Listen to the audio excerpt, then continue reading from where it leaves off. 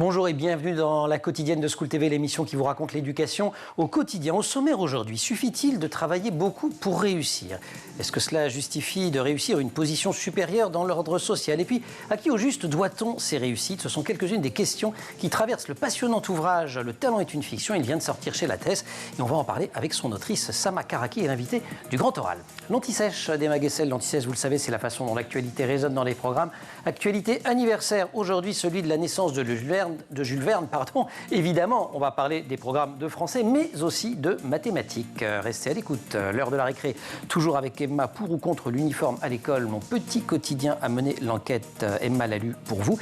Et puis enfin, on va retrouver le cours particulier de Marie-Olivier, suite des révisions du chapitre Grande figure de l'éducation nouvelle avec l'Odenwaldschule de Paul et Edith Geheb. La quotidienne de School TV, c'est maintenant, c'est parti. Grand oral.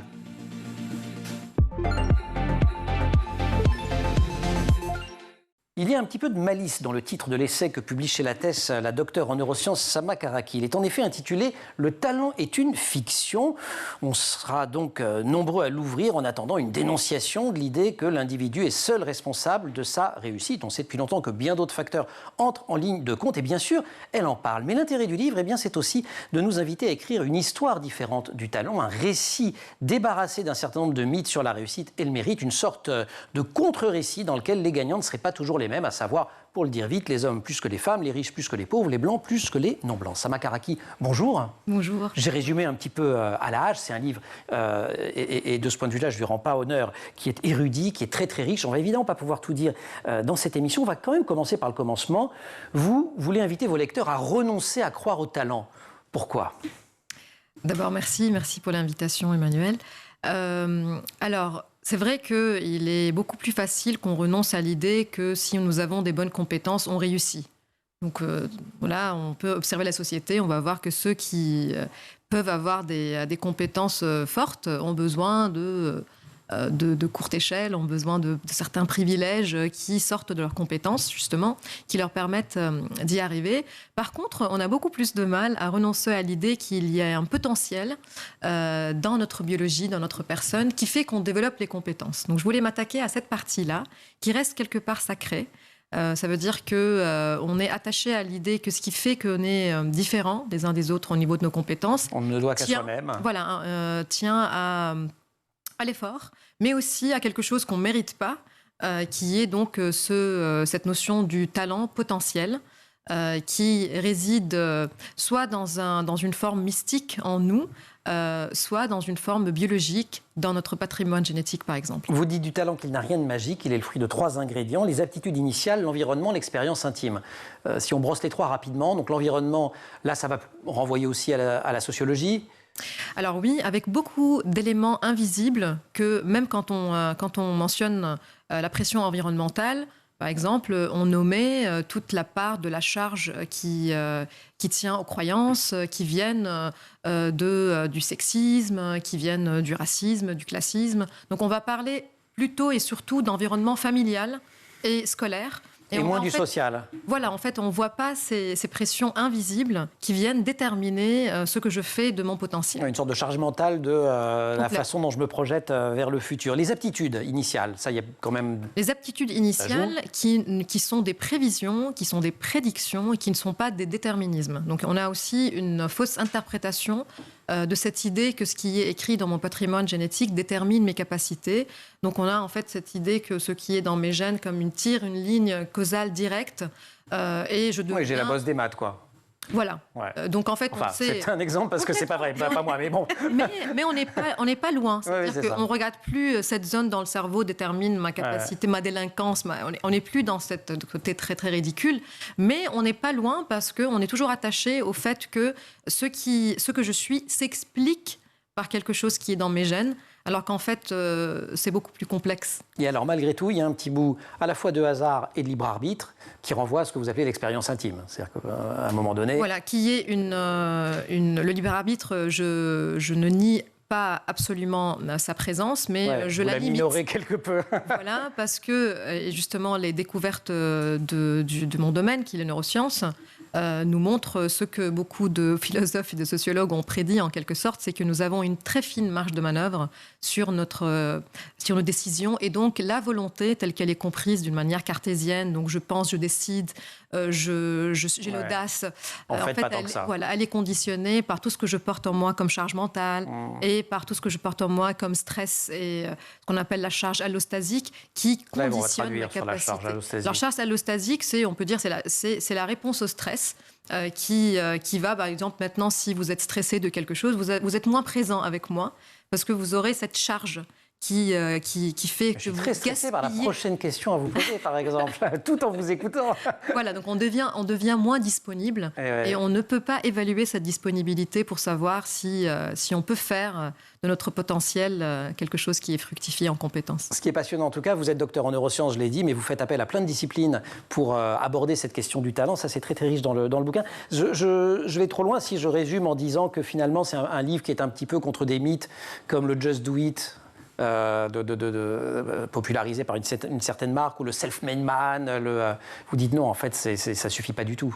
Oui, ça peut résonner en nous parce qu'on fait tous l'expérience de certaines libertés personnelles. Moi, je peux par exemple décider maintenant de me taire pendant 2 secondes.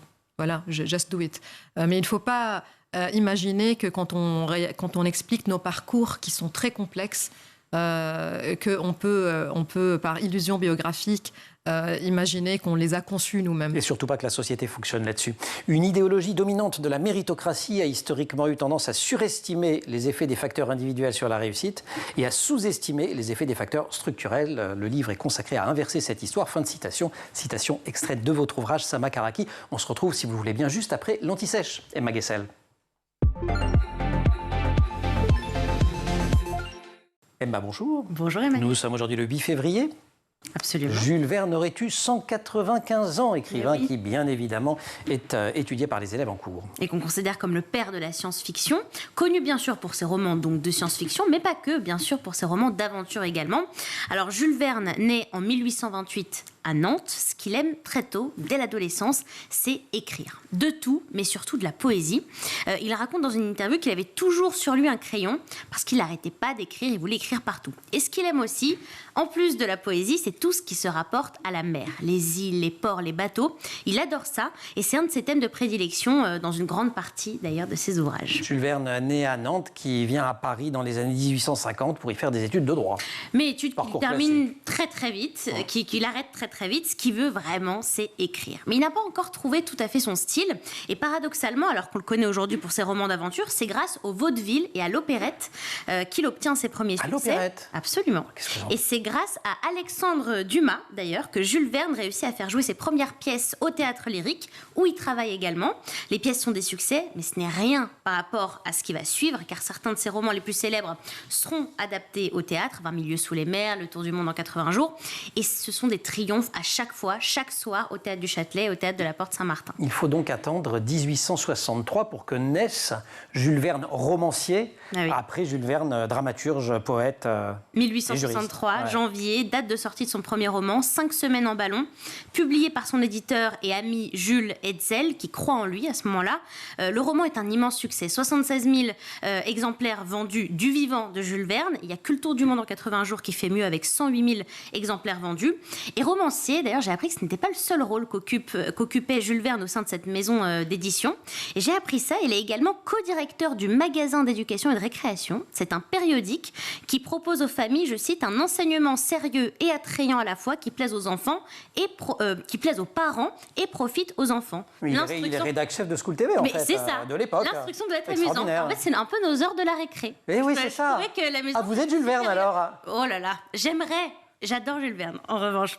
Et une des spécificités de ce magazine, c'était le rôle très important donné à la gravure et à l'illustration, déjà à cette époque, qui s'adapte à chaque fois à l'âge du lecteur.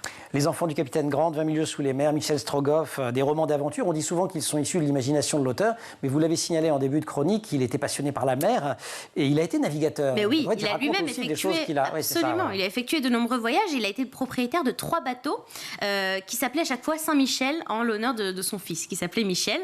Donc il s'est beaucoup inspiré de ces voyages-là pour écrire. On disait de lui qu'il était sédentaire, mais en fait pas du tout. Et pareil, vous avez cité ses romans les plus connus, mais en réalité, il en a écrit un nombre colossal, réuni sous le nom de Voyages extraordinaires. Ça représente quand même 62 romans et 18 nouvelles. Voilà, toute sa vie, il n'a jamais cessé d'écrire. Et après avoir passé 23 ans à Paris, donc il y a eu Nantes, Paris, il a déménagé ensuite à Amiens, où il est même devenu conseiller municipal, et il est mort en 1905 des suites d'une crise de diabète. Et petite anecdote, pour finir cette chronique, j'ai trouvé une mention du Tour du Monde en 80 jours dans un cours de maths sur la proportionnalité. Vous savez que j'adore les maths. Donc roman qui raconte les aventures de Phileas Fogg qui souhaite faire le Tour du Monde à 80 jours. Je suis nulle. Donc voilà, ça m'a fait rire. Et donc à travers toutes les étapes du voyage, de Londres à New York, en passant par Bombay et Hong Kong, on propose à l'élève de, je cite, déterminer une valeur approchée de la vitesse moyenne du voyage de Phileas Fogg sur chacune des étapes, puis sur l'ensemble du parcours. Voilà, j'ai trouvé l'anecdote amusante, mais je vous rassure, je ne me suis pas risquée à résoudre le problème. C'est facile pourtant. Comment ? C'est facile. Ah bon, c'est facile ? Bah oui, parce que le rayon de la Terre, c'est quoi ? Vous causez, c'est 6371 km. Bon, la formule pour calculer une circonférence, vous vous en souvenez ? C'est 2 fois pi x, 2 fois pi fois le rayon. Voilà, ouais. Bon, d'accord, ok, j'avais une anti-sèche. C'est 20,84 km/h la vitesse moyenne de Phileas Fogg pour faire le tour du monde en 80 jours. Mais je vous mets 20 sur 20. Bravo. Mais c'est pas vrai. Mais si. Ah, génial. J'aurais droit à la récré ? Avec grand plaisir. On se retrouve tout à l'heure. Grand oral.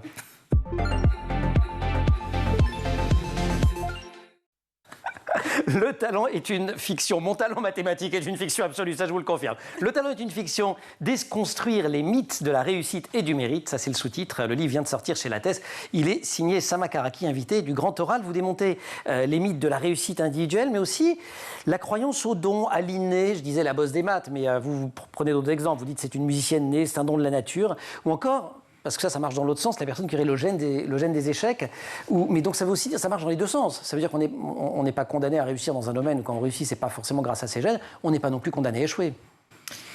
Voilà, on est condamné à très peu de choses. Oui, voilà. Il n'y a pas de déterminisme génétique. C'est une vision qui est très dépassée.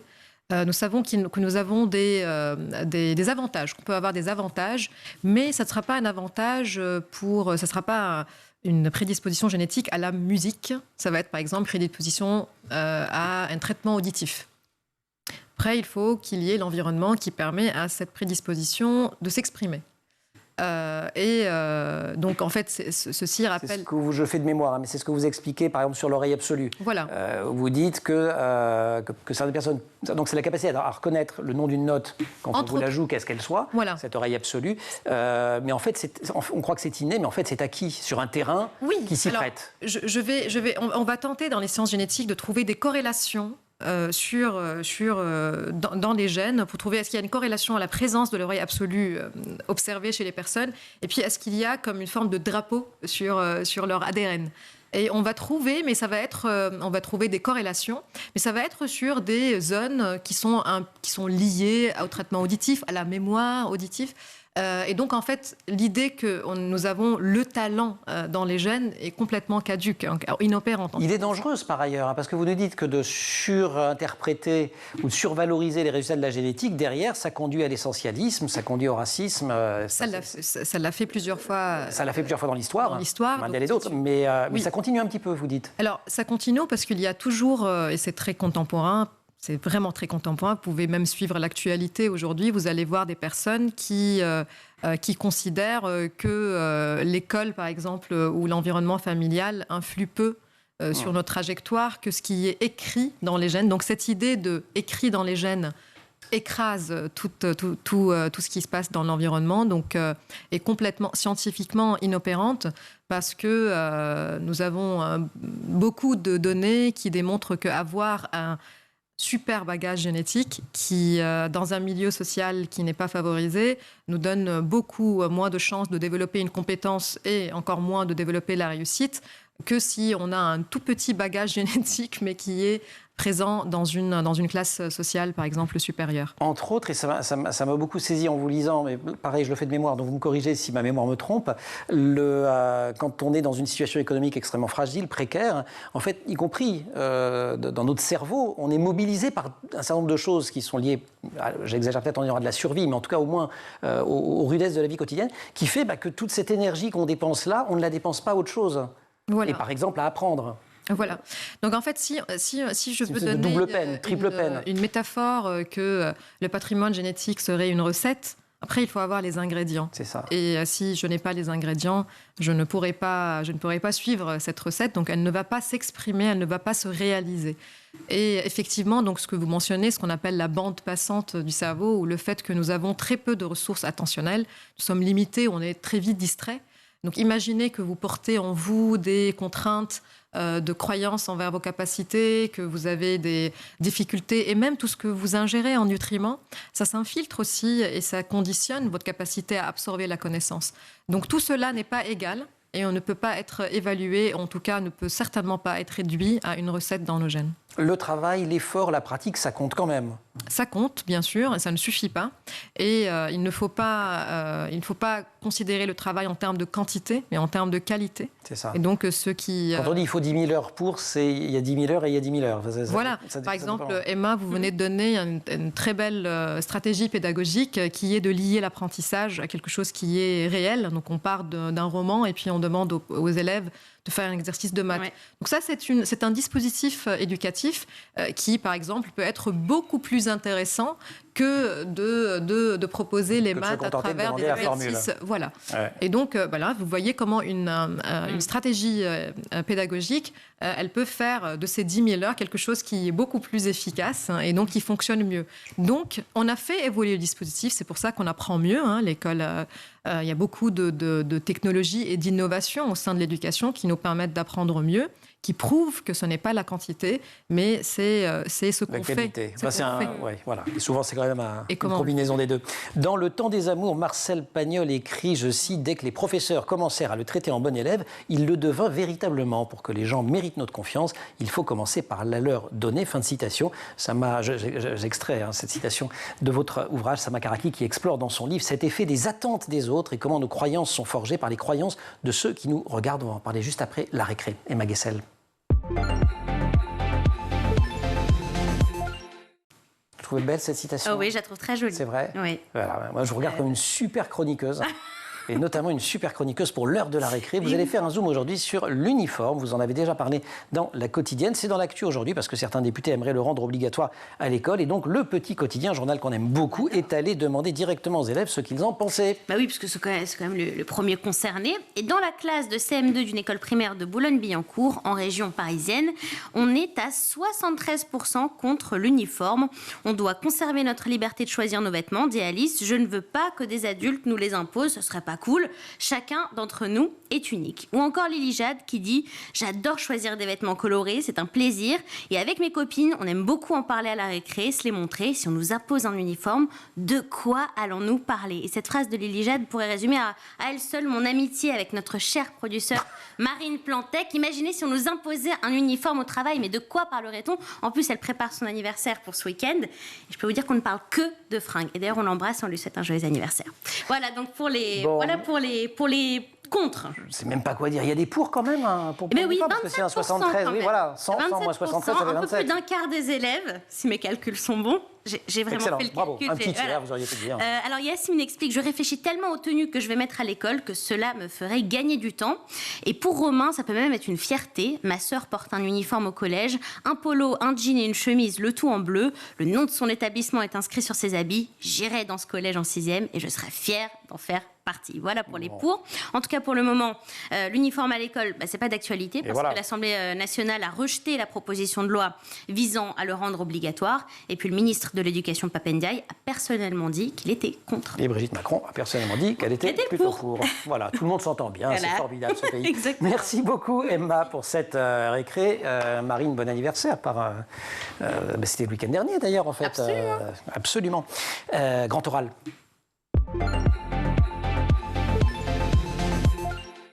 La méritocratie devient un dispositif qui vise à transformer des micro-différences en macro-distinctions entre ceux qui réussissent et ceux qui passent à la trappe. Citation extraite, là encore, de l'essai « Le talent est une fiction » qui vient de sortir chez Lattès et dont on accueille l'autrice Sama Karaki. C'est une citation qui porte sur l'école parce que vous le dites, la façon dont on définit le talent et dont on a un récit sur le talent, elle est éminemment politique et elle a des implications majeures sur les décisions et sur les objectifs qui régissent deux champs, notamment l'école et le monde du travail.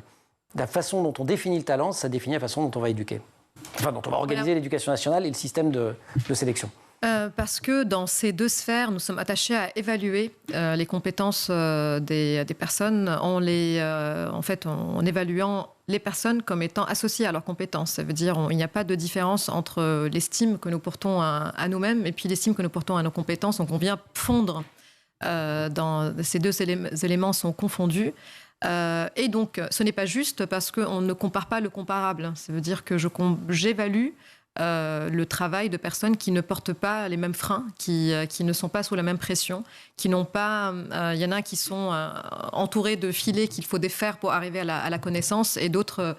pour lesquels c'est plus facile. Voilà, donc il y a une injustice de considérer l'évaluation avant de considérer la levée de ces barrières-là. Et c'est très important dans tous les pays qui définissent les hiérarchies sociales sur le mérite. On le fait au nom du talent. Il n'y a pas que la France, pour le coup. Mais en tout cas, depuis la Révolution, depuis Condorcet, en France, c'est l'idée, quoi. Et l'idée repose... méritocratie.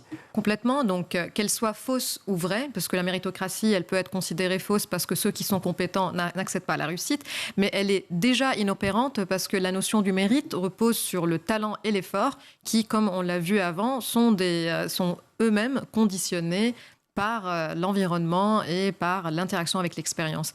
Donc la méritocratie s'arrête sur l'idée que le mérite est évaluable. Et donc en fait l'école aussi repose sur cette idée que je peux évaluer les compétences d'une manière juste, sauf qu'elle ne prend pas en compte... Sauf qu'on peut le discuter. Voilà. Cette justesse et cette justice de l'évaluation, je pense que les deux mots sont valables.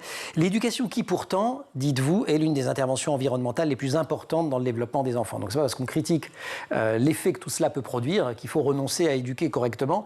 Au contraire, c'est-à-dire que ça invite à porter l'accent encore plus sur l'éducation. Complètement. Et d'ailleurs, je ne revendique pas qu'il faut éliminer l'évaluation. Il faut la considérer comme un indicateur qui évalue un certain type de compétences cognitives, qui sont précision ou l'accumulation des connaissances, qui n'évalue pas l'intelligence humaine. Il faut donc que ce soit des parcours individualisés, c'est-à-dire que l'évaluation, elle vient donner un indicateur sur la courbe de développement de chaque étudiant. C'est la distinction et la compétition qui posent problème parce qu'on ne peut comparer que le comparable. Donc ce serait comme si je veux comparer la situation de deux personnes. Il y en a un qui est dans un pays chaud et l'autre dans un pays froid. Donc c'est injuste. Par contre, je peux m'intéresser à ces indicateurs comme des outils qui me permettent de savoir est-ce que le dispositif correspond à la façon avec laquelle cet enfant apprend, cet élève apprend ou pas. Et nous avons diverses manières d'accéder à l'apprentissage. Donc l'éducation, institution fondamentale, et évidemment les familles, et ça vous le dites, avec un mot-clé, une fois de plus de ce que vous écrivez, qui est la notion finalement de stabilité. Vous dites un enfant qui est dans un environnement instable, ça va consommer beaucoup de son énergie, beaucoup de sa bande passante. Voilà. Et voilà. Et dans l'instabilité et l'incertitude, il y a donc, quand il y a incertitude, le cerveau ne trouve pas d'intérêt à investir de l'énergie dans un avenir qui n'est pas sûr. Et pour que je puisse donner mon attention, pour que je puisse être concentré sur quelque chose, il faut que je puisse oublier toutes ces contingences, toutes ces contraintes et plonger dans le processus d'apprentissage. C'est là où je dis je n'ai pas vu le temps passer. Et en fait, il faut que je puisse me libérer de ce qui me préoccupe. Et plus j'ai des préoccupations, plus ce travail va être pénible. Une stabilité, vous tirez le fil en disant si on n'a pas cette stabilité, si on ne sait pas à quoi demain pourrait ressembler, voire si demain va vraiment exister, c'est compliqué. Et derrière, il y a la notion de confiance aussi. Et c'est là où on boucle avec la citation de Pagnol. C'est quand même que le regard qui est porté sur nous quand on est enfant, le regard qu'on porte sur nos enfants ou sur les élèves ou sur autrui finalement, il va avoir un effet assez direct sur tout ce qu'on apprend. Nous avons tous peut-être et toutes le souvenir d'un éducateur, une éducatrice que nous avons regardé avec confiance, qui nous a envie d'aimer la matière même. Alors par contre, il faut se méfier de cette idée qu'il faut qu'on dise aux élèves qu'ils sont brillants et qu'ils sont très intelligents et vous êtes capables... Si c'est pas vrai, ça ne sert à rien. En fait, il faut lever l'intérêt que nous portons aux égaux et que nous centrons l'intérêt des élèves et même de nous-mêmes sur la trajectoire d'apprentissage, sur décrypter les erreurs et voir en quoi cela est intéressant. C'est quand on plonge dans ce processus qu'on est vraiment dans le plaisir d'apprendre, qui se détache du reste, et que donc une forme de justice, parce qu'on peut peut-être retrouver une forme d'égalité, d'accès à ce plaisir-là. Et là, on pourra avoir un nouveau récit sur le talent, qui n'est pas forcément une fiction au sens où il n'existerait pas, qui est simplement la façon dont on parle du talent aujourd'hui, qui elle est une fiction. Et ce à quoi vous invitez finalement, c'est d'inventer un nouveau récit. C'est ce que vous faites dans ce bouquin chez Lattès, bouquin absolument passionnant. Vous restez avec nous. On va voyager un petit peu dans le temps, mais pour parler éducation. Emma, merci beaucoup. Merci. Vous cédez la place à Marie ? Avec plaisir. Cours particulier. Marie, bonjour. Bonjour Emmanuel. Cours particulier à l'exploration de la pédagogie, alors soit dans l'histoire, soit dans l'espace. Vous nous avez fait rencontrer tout récemment Alexander Neal, c'était la semaine dernière, grande figure de l'éducation nouvelle. On va partir cette fois à la rencontre de la pédagogie d'un Allemand, Paul Geheb. Oui, aujourd'hui je vous explique la démarche et la pédagogie de Paul Geheb, moins connu que Montessori et Freinet, qui a pourtant contribué au mouvement de l'éducation nouvelle et à sa ligue dans les années 20. Geheb qui naît dans une famille nombreuse, je crois. Oui, famille de 5 enfants dans une petite bourgade à la fin du 19e siècle. Il fait des études de théologie, il est catholique, tout en travaillant en tant qu'enseignant pour financer ses études. Et cette expérience d'enseignant lui donne le goût de la pédagogie. Il décide finalement de devenir lui-même professeur. D'accord, donc il est prof en titre. Oui, en fait, pendant ses études de théologie, il est profondément marqué par une rencontre qui fait en sorte aussi qu'il soit enseignant. C'est celle d'Hermann Litz, pédagogue allemand qui deviendra un ami. Qui avait fondé un des premiers internats à la campagne, c'est ça, en Exactement, Allemagne ? oui, tout à fait. Et la sœur de Paul Geheb aussi, Anna, avait d'ailleurs elle aussi contribué à la création d'un internat à la campagne à l'époque. Ces internats se développent beaucoup à ce moment-là dans le pays. Ce sont des internats, comme leur nom l'indique, à la campagne, donc des écoles hors des grandes villes où les élèves apprennent à vivre ensemble et à évoluer au contact de la nature. Et c'est là que se trouve la première inspiration de cette Odenwaldschule. Exactement. Odenwald, c'est un village, je crois, et Schule, ça veut dire l'école. Exact, ouais. Il s'en inspire beaucoup, il crée l'Odenwaldschule, mais avant cela, il enseigne d'abord dans les internats à la campagne et en fonde d'autres. Et donc, il fonde l'Odenwaldschule en 1910. Elle se base sur 3 grands principes, cette école. La première, c'est la coéducation. Alors, la coéducation, c'est tout simplement la mixité filles-garçons, indispensable au développement des enfants selon Geheb, mais qui est loin d'être d'actualité à l'époque. Oui, tout à fait. Donc, c'est assez innovant. Et le deuxième, c'est le parcours d'enseignement qui est libre et flexible. Donc, il n'y a pas de classe annuelle du tout. Les enfants choisissent un parcours, une période de parcours. Ça s'appelle parcours. Donc, ça peut être 1 mois de parcours qui peut être reconduite. Et qui est reconduite au nom de quoi ? Puisqu'on parlait avec... Ça m'a justement d'évaluation, il y a des notes, il y a des... Alors non, c'est le 3e grand principe. Justement, l'école est co-gérée par les élèves, donc les enfants et les adultes interagissent. Geheb ne souhaitait pas que l'on cultive des individus passifs, mais que chacun se développe de manière relativement libre et en interaction avec les autres. Donc à la fin de chaque parcours d'apprentissage, il y avait par exemple une assemblée de parcours où les élèves décidaient si on reconduisait ou non ce parcours. Et les assemblées d'école aussi existaient pour tout un tas de sujets internes à l'école. Toutes les 2 ou 3 semaines, chacun pouvait s'exprimer. Et alors, est-ce qu'il y avait quand même quelques matières classiques à l'Odenwaldschule ? Oui, des matières classiques comme les maths ou l'allemand, mais chaque après-midi était consacré aux projets individuels, aux activités manuelles, artisanales ou artistiques. L'activité physique au contact de la nature était aussi encouragée dans un environnement évidemment qui s'y prêtait. Et alors des notes ou pas de notes finalement ? J'ai pas bien compris. Alors oui. Il n'y a pas du tout de notes. C'est une très bonne question.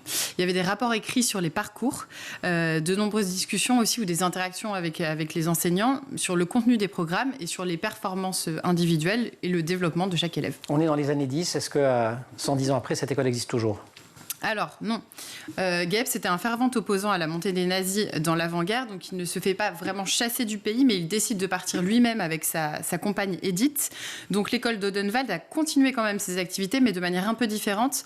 Elle a perduré jusqu'en 2015, mais elle a définitivement fermé à ce moment-là pour cause d'abus sexuels. Ah oui, donc ça c'était bon. Autre histoire, voilà. C'est plus Geheb, de toute façon, était mort depuis longtemps. Il a poursuivi son chemin en Suisse, lui. Oui, lui a Haute grand patrie de pédagogues, d'ailleurs. Exactement, oui, tout à fait. Donc malgré certaines difficultés à recréer une école en Suisse, il a fondé avec sa femme Edith toujours l'école d'humanité en 1934. Elle reprend les grands principes de l'Odenwaldschule avec une composante en plus. Face à la guerre qui monte à ce moment-là, Geheb ne souhaitait pas que ce soit une école suisse ou française ou allemande ou anglaise. Il voulait vraiment que ce soit une école universelle de citoyens du monde, l'école d'humanité. Elle accueillera des enfants bien différents de ceux qui fréquentaient l'Odenwaldschule, parce que c'était assez bourgeois finalement à cette époque-là, alors qu'à l'école d'humanité, il y a plus de mixité sociale et de nombreux enfants sont aussi des enfants d'émigrants. Et alors celle-ci, elle existe toujours ? Oui, c'est une école internationale qui est donc en Suisse, dans le canton de Berne. Les élèves arrêtent la classe à midi pour aller skier, faire des randos ou alors faire des activités manuelles ou artistiques. Et cela ne les empêche évidemment pas d'intégrer des grandes universités américaines ou britanniques. Génial. Voilà. Peut-être une école où le talent n'est pas une fiction. Il faudrait regarder, il y a des trucs intéressants quand même dans ces approches. En tout cas, on ne s'intéresse pas au talent, c'est pas mal. Le talent est une fiction, c'était le livre dont on parlait aujourd'hui, paru chez Lattès, livre de Sama Karaki. Paul Gueb et l'Odenwaldschule, merci beaucoup. On va continuer peut-être un truc sur la Suisse la prochaine fois d'ailleurs. Pourquoi pas. Grande patrie de pédagogues, la Suisse. Merci aussi, à toute l'équipe, au maquillage Laure Haudemont, à la préparation de l'émission Marine Plantec, assistée en régie aujourd'hui par Dylan Coller. Pour le son, Saïd Mamou, la réalisation Xavier Sanchez. Vous restez sur School TV, vous nous retrouvez nous en permanence sur Internet et sur les réseaux sociaux.